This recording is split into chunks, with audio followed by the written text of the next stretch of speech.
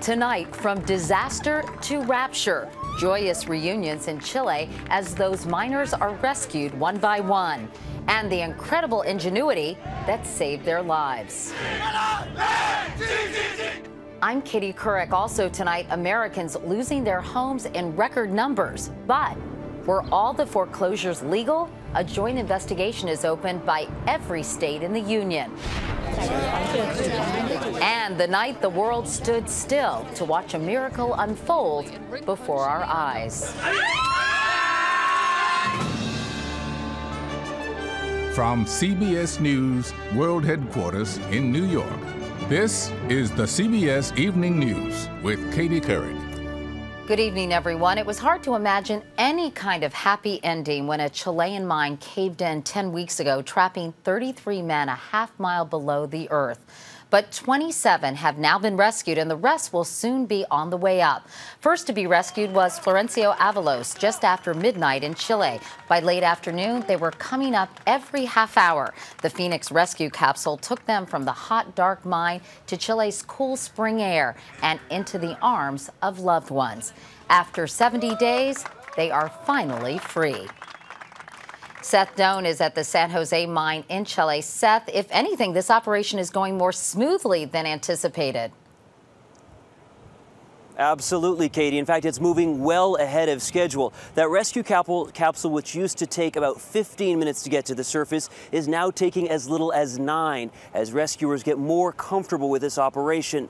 Chileans are incredibly proud to show their ability here on the world stage, as this has captivated attention in this country. And certainly that's the case here around me in Camp Hope, where people are still glued to TV sets as this complex rescue operation unfolds. One by one, husbands, brothers, fathers, and sons emerged to joyous reunions that defied all odds. Each lifted from an underground cave that could have just as easily become a tomb. Mario Sepulveda couldn't contain his joy. Hugs for his family and his president. I was with God and with the devil, and God took me. His starring role on the miners' videos has earned him the nickname Super Mario and led to rumors of a possible job offer from Chilean TV. But he said, "I was born a miner and I'll die a miner." All through the night and into the day, these were the moments that had an entire nation finally exhaling. A son welcomed back to life by his mother. Many miners wore the same T-shirt. It reads, "Gracias, Señor," or "Thank you, Lord." A father hugging his child. A mechanic who rarely entered the mine, Victor Zamora, had gone down to repair a vehicle. For Esteban Rojas, prayers of thanksgiving came before his fiancée's hugs and kisses. Almost everyone cried. Before the collapse, Osman Isidro Aria had promised his wife and 3 children that he'd quit the mine for something safer. He'd sent up one message saying, "I will fight to the end to be with you." At 63, Mario Gomez has been working in a mine since he was 12 years old. Jimmy Sanchez, only 19, has been a working miner for 5 months. Johnny Barrios is going from a thriller to a soap opera. He was welcomed by his 56-year-old mistress, Susana. Barrios' wife of 28 years, Marta, only found out about the affair during his entrapment. The rescues started just before midnight. Families in Camp Hope held their breath. The first miner has just made it to the surface. The crowd, the energy here is electric. In the nearby town of Copiapó, schools are closed. The freed miners are being brought to the hospital here and appear to be in decent shape. Edison Pena reportedly ran 6 miles a day underground to Elvis Presley music. Now he's been invited to visit Graceland. All the miners will have to get used to being in the spotlight, but for now, it's simply joy. Maria Segovia's agonizing 70-day vigil came to an end this afternoon. She watched her brother emerge. The look on her face said everything. Now, Katie, it is hard to capture that sense of euphoria, that sense of relief, and also the fatigue that is setting in here. Just imagine what these families have gone through. From at one point believing you might never see your loved one again to seeing them emerge on the surface. Just an incredible story. Katie? You can almost feel the euphoria, Seth, even through the television set as you were watching this unfold. Meanwhile, I know the miners will be spending a couple of days in the hospital. Are officials concerned about any medical or emotional problems they may be experiencing right now? Well, Katie, the Minister of Health has said he is impressed by how well everyone is doing. They are expected to be in the hospital for probably 2 days for observation. What they're really looking for in the longer term here is the psychological issues. They want to be careful to search for issues like panic attacks, nightmares, claustrophobia, those types of things that might set in over time. Katie? Meanwhile, I understand they've been showered with gifts. Can you tell us about a few of those, Seth? They really range, Katie, from a trip to the Greek Isles with a loved one to sit on the beaches thanks to a Greek mining company to an iPod from Steve Jobs. All right. Katie? Seth Doan at the San Jose mine in Chile. Thank you so much, Seth. Now, the miners are certainly lucky to be alive, but there was a lot more than luck involved in getting them out of that mine. From the time they were discovered alive, 17 days after the cave-in, the work has gone on round the clock to figure out a way to rescue them. And Ben Tracy reports Chile got plenty of help from all over the world. On August 22nd, a note appeared from half a mile underground. It simply said, "The 33 of us are fine in the shelter." For the next 7 weeks, the Chilean government executed a methodically detailed plan that led to their freedom. They've scoured the four corners of the earth and even above the earth to try to find the answers and solutions to get these 33 people out alive and out safely. Chile called in Dr. J.D. Polk from NASA. His expertise in treating astronauts in confined spaces led to the miners doing leg squats, taking salt tablets and protein fluids while on a strict 2,000-calorie diet, all so they could fit in the escape capsule. Drilling experts from a dozen countries were called in, and eventually 3 rescue holes were attempted, known as Plans A, B, and C. Plan B was the work of Brandon Fisher's Pennsylvania company. Chilean officials thought it could take 4 months to reach the miners, but Fisher's unique percussion drill, which pounds the rock as it rotates, broke into the shelter in just 6 weeks. It was just unbelievable. I mean, the feelings and the emotions that everyone was going through was just undescribable. And getting closer and closer and closer, an inch at a time. To keep the miners alive, the government brought in a team of doctors and psychologists who counseled the trapped men. Through a tiny 4-inch tube, they sent down a camping cot, video camera, nicotine patches, and messages from loved ones. To keep their spirits high, they piped in a national soccer match and gave them Virgin Mary statues. The miners leaned on their faith and never seemed to lose hope. They had a positive attitude from the start. They had a great deal of faith in the technical abilities of the topside personnel to rescue them. They fully expected to be rescued. And when the once bearded miners finally reappeared above ground, they were surprisingly clean-shaven, wearing clean clothes, and waving the Chilean flag. And none of that was by accident. Those supplies were likely lowered down to the miners to better stage manage their rescue. And you know, the Chilean government really did think of everything. They even sent a guidebook down to the trapped miners to teach them how to talk to the media once they're free. Good advice. Ben Tracy. Ben, thanks so much. What a great story. And now to some Americans in need of rescue. They're in danger of losing their homes. More than 1 million homes are likely to be repossessed this year. That would be an all-time record. Now, Anthony Mason reports every state in the union is launching a joint investigation into whether lenders are using flawed documents to take homes back. And then this room here would have been Jenna, my daughter's room. And this is the other bath, the second bath. Joshua Cooper thought he had a deal on this foreclosed house in Wesley Chapel, Florida. He was preparing to move in with his wife and 3 kids when his bank put a freeze on foreclosures last week. We were just over 2 weeks away from closing when we got the phone call that the bank was canceling the contract and pulling the house off the market. We were just shocked, stunned. Nearly a third of all the houses sold in the country in September were distressed properties. So a moratorium on foreclosures could have serious consequences for the economy. We won't be able to work through these problem loans. House prices will be weaker for longer, and that means the economy really can't gain traction.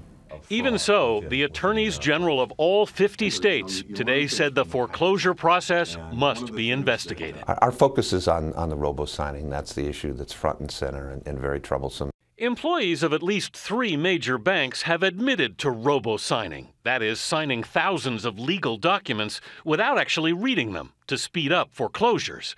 Analysts say the investigation is unlikely to keep many of the delinquent borrowers in their homes. Bottom line is that the overwhelming majority of these loans probably would ultimately have been foreclosed on anyway. But the investigation has slowed the struggling housing market. The Coopers had already invested in new appliances for the home they now won't own. You know, a year of looking is finally over with, and now you're back to square one. It's like you never even started. With about 5 million borrowers still in trouble, foreclosures are not expected to peak until well into next year. If the crisis isn't resolved quickly, economists say it could extend the housing slump into 2012. Katie? All right. Anthony Mason. Anthony, thank you.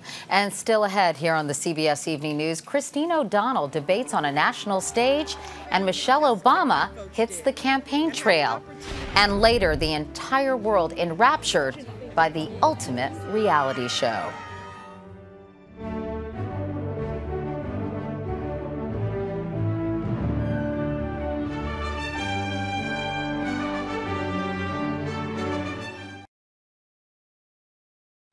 With only 20 days until the midterm elections, Republicans have a good chance to take back the House, but it would be a lot more difficult for them to capture the Senate. And we're keeping an eye on the critical contest that will decide it all. The Republicans need to pick up 10 Senate seats now held by Democrats, plus hold on to 5 that are currently in play, including Missouri. Jeff Greenfield is in the Show Me State, where the race features some very familiar names. We got a great opportunity here, folks. The Missouri Senate race is a family affair. Republican Roy Blunt's son was governor. So was Democrat Robin Carnahan's father. But it is party, not family ties, that are driving this campaign. The D stands for disadvantage, the key to a double-digit poll lead for Republican Blunt.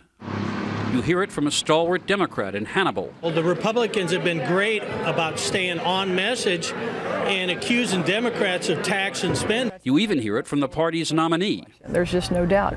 Because they're in charge in Washington, people want results. They haven't seen results yet. When the 2010 midterms began, Democrats saw the open Republican Senate seat here in Missouri as a prime target of opportunity. That target is now looking a lot more elusive. This is a campaign about what we do to create more private sector jobs and get the federal government under control. For Roy Blunt, a 14-year veteran of Congress, the declining fortunes of President Obama has proven a political goldmine. It would have already been done if I had Robin Carnahan there. Now Carnahan, who has never served in Washington, is trying to recast the debate from Democrat versus Republican to outsider versus insider. I know if you'd be watching those ads on television that you might think I was the one in Washington all these years causing the economy to be a wreck. He's been the worst of what we don't like about Washington. Wasting our money, too much corruption and sweetheart deals. Presidential level. But, says one analyst, that argument is not working against the broad tide of voter unhappiness. The economy's not doing well, and it's difficult to say, well, it would have been even worse if somebody else had been running it. 2 years ago, John McCain won a razor-thin victory when his overwhelming support in rural Missouri overcame Obama's huge advantage in St. Louis and Kansas City. This year, the overwhelmingly bleak view of the way things are going has made the outlook much bleaker for Democrats. Jeff Greenfield, CBS News, St. Louis. And bleak is the way most Americans view the economy. In a CBS News poll out tonight, they say it is by far their #1 concern this election year. Nearly 9 out of 10 say their own financial situation is the same or worse than it was 2 years ago at the height of the recession. We have 2 more reports tonight from the campaign trail. Dean Reynolds is in Chicago, but first Nancy Cordes in Delaware, where the 2 Senate candidates face off in a debate on national television. Nancy, I know one poll out today shows Republican Christine O'Donnell currently 19 points behind. That's right, Katie, and she would have to give a transformational performance here tonight to make up that kind of ground. But at the very least, this debate gives O'Donnell a chance to change the subject after being widely mocked for a week for releasing an ad assuring Delaware voters that she is not a witch. Now, tonight, O'Donnell and her Democratic challenger, Chris Coons, will be taking questions in part from students here at the University of Delaware. And those students tell us that their biggest concern is whether they'll have a job when they graduate from college. Right now, the unemployment rate in this country stands at 9%. That's up from just 5.5% a few years ago, Katie. All right, should be an interesting one to watch. Nancy, thanks so much. And now to Dean Reynolds in Chicago. Dean, the Democrats are hoping Michelle Obama's star power can help turn things around in a number of key races. Well, it's true, Katie, that Michelle Obama's popularity exceeds her husband's, and now she's on a 3-week, 7-state campaign swing. First in Wisconsin this morning and later in Illinois, she got right down to the economy, commiserating with families, asking for their patience, and reminding voters, quote, it's going to take a lot longer to dig ourselves out of this hole than any of us would like. The truth is, this is the hard part. It's also a measure of how hard the environment is for Democrats nationally that the First Lady would be campaigning in her home state, in her hometown, involving Barack Obama's old Senate seat. And right now, the race for that seat is neck and neck. Katie? All right, Dean Reynolds in Chicago. Dean, thank you. And coming up next, she is the face of education reform. And now she's out of a job. Michelle Rhee is as close to a rock star as educators get. Her tough love reforms raised test scores and lowered dropout rates in Washington, D.C.'s public schools. But today she was forced out as the district's school's chancellor, learning a lesson in politics the hard way. Here's Wyatt Andrews. Chairman Vincent Gray. If it seems strange for Michelle Rhee to hug the man who wanted her gone, that's because it was. Vincent Gray, the incoming mayor of Washington, announced Rhee's resignation without explaining why. In fact, he praised the results she achieved and promised to continue her reforms. School reform will move forward in the Gray administration. He pushed his way out and... Rhee's departure has more to do with politics than education. After 3 years in office, she was the face of effective urban school reform and the star of the documentary Waiting for Superman. There's a complete and utter lack of accountability. But she was a bomb thrower. She blamed bad schools on bad teachers, fired more than 200, gutted the union contract, and didn't care if anyone got mad.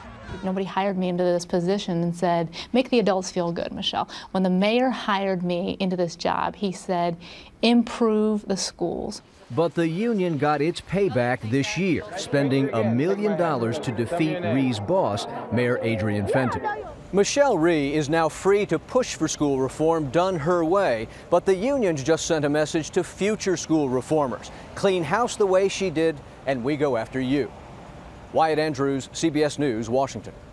In other news, Hispanics are America's fastest growing minority and also the ethnic group that lives the longest. A CDC report out today says a Hispanic born in 2006 should live to be over 80 years old. That's more than 2 years more than whites and 7 years more than blacks. One theory is the healthiest people from Latin America come to the United States. And coming up next, high hopes and high drama get huge ratings around the world. It doesn't happen very often, the entire world stopping to watch the same event. But the Chilean government estimates 1 billion people around the globe have been watching the rescue of those miners on television. In a world where so much seems to be going wrong, we all got to see something finally going right. Here's John Blackstone.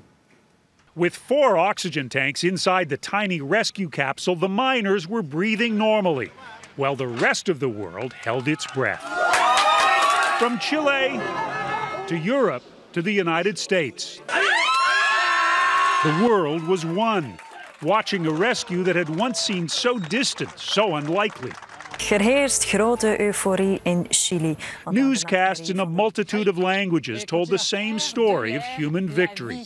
Around the world, if a TV was on, people gathered, cheering every new pop to the surface. A Polish viewer declared, "We are all Chileans now." It's an event shared around the world in a way that rarely happens anymore. Not reality TV, but real TV. It's a wonderful story. How can you take your eyes off of these people? You want to see what they're like. You want to see what their families are like. That transcends national boundaries. It transcends ideology. In a world that has had even more than the usual burden of trouble and tragedy lately, we can use that shared story right now.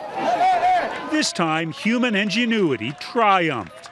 It's as uplifting as the day Captain Sullenberger landed his crippled jet on the Hudson River, as dramatic as the long flight home by the crew of Apollo 13 in a broken spacecraft, as reassuring as the rescue of little Jessica McClure from deep in a well. It's proof of the resilience of the human spirit and a reminder of all that joins us together. John Blackstone, CBS News, Los Angeles. And that is the CBS Evening News for tonight. I'm Katie Couric. Thank you for watching. I'll see you tomorrow. Good night.